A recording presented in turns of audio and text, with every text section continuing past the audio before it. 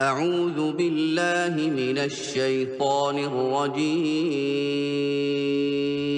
पनाह मांगता हूं मैं अल्लाह की शैतान मरदूत से। بسم الله الرحمن الرحيم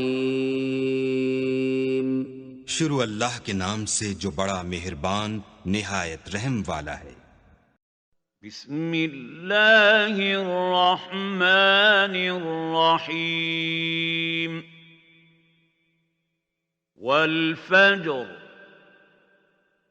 وليال عشر والشفع والوتر والليل إذا يسر هل في ذلك قسم لذي حجر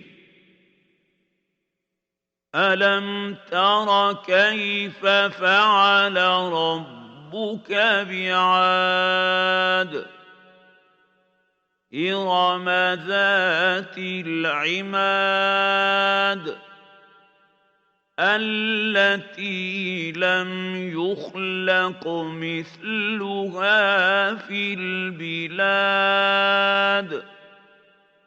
وثمود الذين جابوا الصخر بالواد وفرعون ذي الأوتاد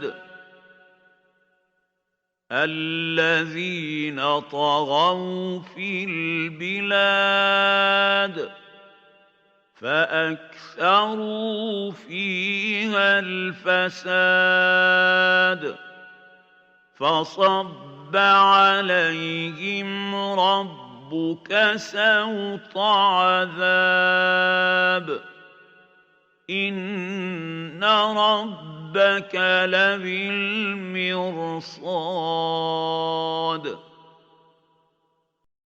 शुरू अल्लाह के नाम से जो सब पर मेहरबान है, बहुत मेहरबान है।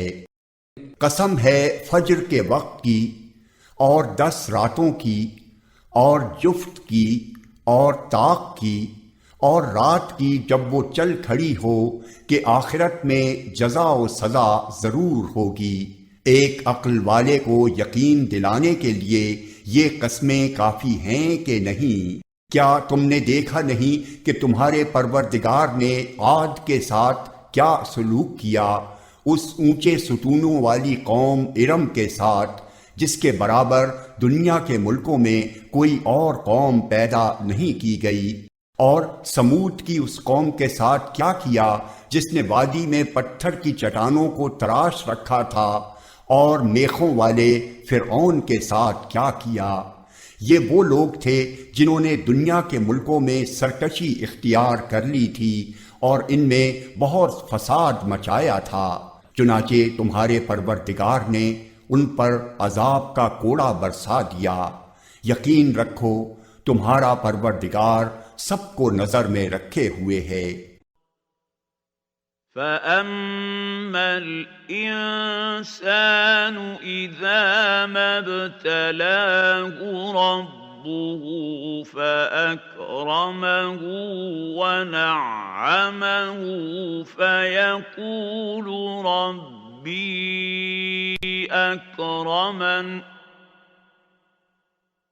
وأما إذا ما ابتلاه فقدر عليه رزقه فيقول ربي أهانن كلا بل لا تكرمون اليتيم ولا تحاضون على طعام المسكين وتأكلون التراث أكلا لما وتحبون المال حبا جما लेकिन इंसान का हाल ये है कि जब उसका परवरदिगार उसे आजमाता है और इनामो इकराम से नवाजता है तो वो कहता है कि मेरे परवरदिगार ने मेरी इज्जत की है, और दूसरी तरफ जब उसे आजमाता है और उसके रिज्क में तंगी कर देता है तो कहता है कि मेरे परवरदिगार ने मेरी तौहीन की है। हरगिज ऐसा नहीं चाहिए। सिर्फ यही नहीं बल्कि तुम यतीम की इज्जत नहीं करते और मिस्कीनों को खाना खिलाने की एक दूसरे को तरगीब नहीं देते और मीरास का माल समेट समेट कर खा जाते हो और माल से बेहद मोहब्बत करते हो।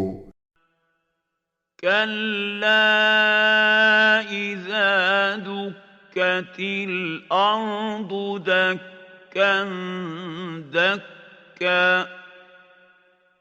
वजाअ रब्बुका वल मलकु सफ़्फ़न सफ़्फ़ा वजीअ यौमइज़िन बिजहन्नम यौमइज़िन यतज़क्करुल इंसानु व अन्ना लहुज़ ज़िक्रा यक़ूलु या लैतनी قدمت لحياتي فيومئذ لا يعذب عذابه أحد ولا يوثق وثاقه أحد يا أيتها النفس المطمئنة ارجعي إلى ربك راضية مرضية فادخلي في عبادي وادخلي جنتي। हरगिज ऐसा नहीं चाहिए। जब जमीन को कूट कूट कर रेजा रेजा कर दिया जाएगा और तुम्हारा परवरदिगार और कतारे बांधे हुए फरिश्ते मैदान हश्र में आएंगे और उस दिन जहन्नम को सामने लाया जाएगा तो उस दिन इंसान को समझ आएगी और उस वक्त समझ आने का मौका कहाँ होगा। वो कहेगा कि काश मैंने अपनी इस जिंदगी के लिए कुछ आगे भेज दिया होता। फिर उस दिन अल्लाह के बराबर कोई अजाब देने वाला नहीं होगा और ना उसके जकड़ने की तरह कोई जकड़ने वाला होगा। अलबत्ता नेक लोगों से कहा जाएगा कि ए वो जान जो अल्लाह की इताअत में चैन पा चुकी है, अपने परवरदिगार की तरफ इस तरह लौट कर आ जा कि तू उससे राजी हो और वो तुझसे राजी, और शामिल हो जा मेरे नेक बंदों में और दाखिल हो जा मेरी जन्नत में। सदक़ल्लाहुल अज़ीम।